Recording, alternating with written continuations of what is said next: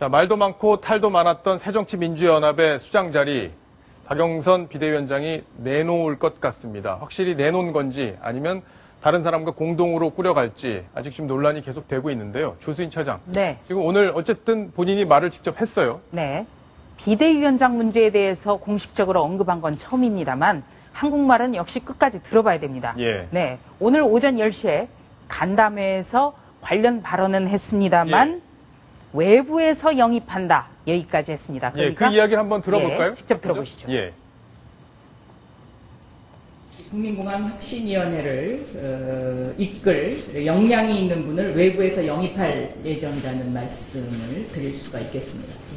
어떤 분이냐 굉장히 궁금해하실 텐데 정치와 정당개혁의 학문적 이론을 갖추고 계시고 현실 정치에도 이해도가 굉장히 높은 분을 영입을 추진하고 있다. 이렇게 말씀드릴 수 있겠습니다. 저 말씀을 들으니까 상당히 궁금해지는데요. 네. 저렇게 훌륭한 분이 과연 있나요? 네, 일단 박영선 원내대표의 저 발언이 오전 10시인데요. 일종의 기자들에게 퀴즈를 낸 거죠. 네, 저 대목을 보시면요.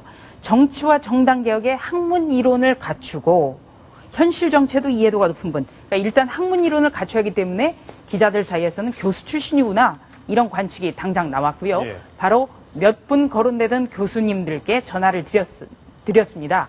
그리고 중앙대 이상돈 명예교수가 바로 내가 제안을 받았다고 스스로 털어놨습니다. 아니, 박성훈 논설이요. 네. 이상돈 비대위원을 지냈죠. 새누리당에서 지냈잖아요. 네, 그렇습니다. 이상돈 중앙대 명예교수는 아시다시피 2012년 대선을 앞두고 예. 새누리당의 비상대책위원 그리고 정치개혁 특위위원을 지낸 예. 새누리당 성향의 보수 논객입니다. 그렇죠. 예. 근데 원래 성향은 보수지만은 상대적으로 이른바 합리적 보수다. 이렇게 평가를 받는 이유가 예.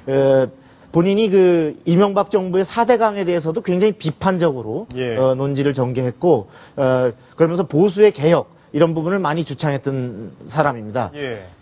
그리고 지난 2012년 대선에 그렇게 박근혜 대통령을 도왔던 사람이 왜 그러면 지금 이런 야당의 비대위원장으로 영입될 만큼 바뀌었느냐. 예. 이거에 대해서 본인은 최근에 설명하고 있기를. 설명 어떻게 하고 있나요? 예, 뭐라고 했냐면 100% 국민 대통합을 위해 예. 박근혜 정부의 창출에 동참을 했지만 예.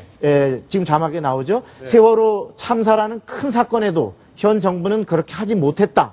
그리고 박근혜 정부는 개혁의 골든타임이 지났다. 예. 이런 아주 혹평을 하고 있습니다. 자, 그러면 예. 결국엔 내가 참여를 해서 정권을 만드는데 기여를 했지만 그 정부가 일단 개혁을 할 수 있는 네. 어떤 큰 시기적 네. 그거는 지났다. 그렇습니다. 그러니까 나는 이제 예.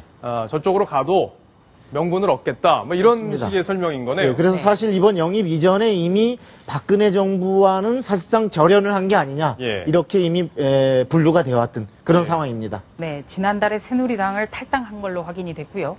또 박근혜 정권 출범 이후에는 굉장히 사사건건이라고 해도 좋을 정도로 박근혜 정부가 각을 세웠습니다.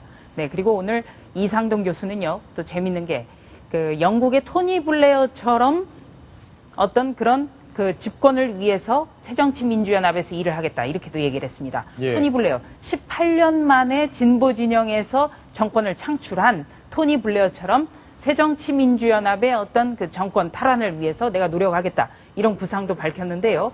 새정치민주연합에선 들들 끓는 분위기입니다. 네, 외부에서 영입 인사가 오는 건 좋은데 왜 하필 박근혜 대통령의 대선 성공의 1등 공신이었던 이런 분이 오는 거냐 이렇게 들들 끓었는데요. 예. 새정치민주연합에서는 의원 전용 카톡방이 있습니다. 바로 카카오톡 전용 방인데요. 홍익표 의원의 경우 강성파죠, 강경파. 조선말 망국의 서름이 이러할까? 조선말 망국의 서름까지 얘기했습니다. 예. 네. 그리고 역시 강경파죠, 장하나 의원.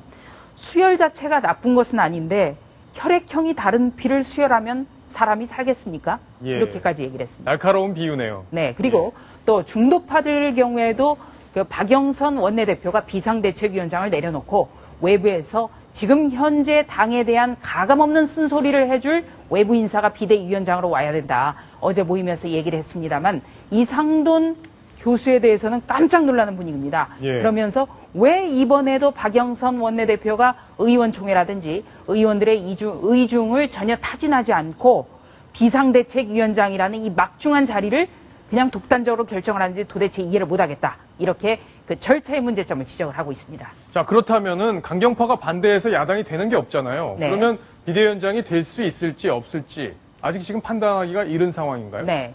일단 봐야겠는데요. 이 교수는 내일 기자회견을 해서 자기가 수락을 왜 했는지 그리고 앞으로의 구상은 어떤지 이런 걸 밝힐 예정인데 강경파 중에 강경파 정청래 의원 이렇게 얘기를 했습니다. 박근혜 정권 탄생 1등 공신을 제가 결사저지하겠습니다. 그러면서 박영선 원내대표를 향해서 벨도 없냐 이런 예. 원색 비난도 했습니다. 예. 자, 지금 제일 중요한 게 어쨌든 세월호 협상을 잘 진행을 해야 되는데 박영선 비대위원장은 비대위원장 자리를 내놓고 아마 원내대표직에 더 충실하지 않을까 이렇게 지금 예상이 되고 있는 상황이죠. 그거는 일단 좀 봐야 될 것 같습니다. 예. 그러니까 좀 더, 박영선 원내대표 같은 경우는 강경파뿐만 아니라 중도파에서도 비대위원장을 내려오라고 압박을 받았는데 어떻게 보면 공동 비대위원장을 위해서 어떤 승부수를 던진 거 아니냐. 예. 그렇기 때문에 비대위원장을 내려놓을지는 좀 더 봐야겠다. 예. 예, 이런 말씀 드리겠습니다. 자, 오늘 이완구 원내대표, 새누리당의 원내대표와 박영선 원내대표가 4시에 만났습니다. 오후 4시에 만났는데 또 성과 없이 헤어졌습니다. 네. 문제는 지금 민생 법안들 발목이 잡혀 있다는 건데 민생 법안 중에서도 이렇게 서민에게 혜택이 돌아갈 수 있는 법안들까지 발목이 잡혀 있는 상황입니다. 박성원 논설위원, 네. 이 내용을 좀 설명을 해주시죠. 네, 지금 그 민생법안 여러 가지가 있습니다만 대표적인 게 그 국민기초생활보장법이라 해서 예. 이 지금 수급자의 기초생활을 보장할 수 있는 국가보조의 수급 대상을 예. 40만 명 확대하는 이런 골자의 법안이 있고 그러니까 결국엔 저거는 서민 40만 명이 혜택이 가는 법안. 그렇습니다. 예. 특히 새정치연합이 아주 많이 강조하는 서민에 대한 혜택 법안인데요. 예. 또한 국가 재정을 튼튼히 해야 된다라는 법안으로서 소상공인에게 긴급 자금 수여를 하는 예. 이런 내용들이 포함되어 있는 이런 국가재정법이 있습니다. 그리고 또 관광진흥법이라 해서 그 일자리 창출을 한 17,000여 명에 가까운 그 서비스업에 일자리를 창출할 수 있는 관광진흥법 이런 것들이 지금 국회에서 전부 처리되지 못하고 막혀 있는 법안들이 되겠습니다. 예, 어쨌든 15일 날 지금 본회의가 잡혀 있는데 지금 새누리당이 단독으로 지금 법안들을 처리할 수 있을지 아주 관심이 가고 있는 그런 상황입니다. 정치권에서 현명하게 잘 판단을 해주셨으면 좋겠습니다.